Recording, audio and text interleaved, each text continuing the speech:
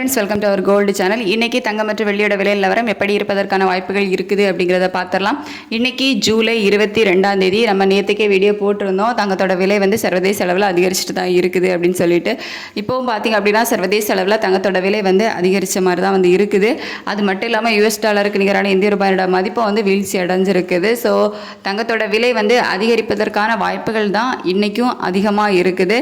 எவ்வளோ ரூபாய் வரைக்கும் விலை அதிகரிக்கலாம் அப்படின்னு பார்த்தீங்கன்னா ஒரு 100 ரூபா வரைக்கும் விலை அதிகரிப்பதற்கான வாய்ப்புகள் வந்து இருக்குது.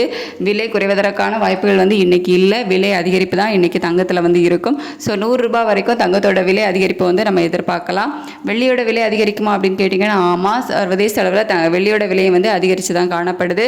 1 ரூபாய் இல்லை 2 ரூபாய் வரைக்கும் இன்னைக்கு அதிகரிப்பதற்கான வாய்ப்புகள் இருக்குது. வெள்ளியோட விலை வந்து புதிய உச்சத்தை தொடுறதுக்கான வாய்ப்புகளும் இருக்குது. ஏற்கனவே 126 ரூபான்னு 1 கிராம் வெள்ளி வந்து விற்பனை செய்யப்பட்டு வருது.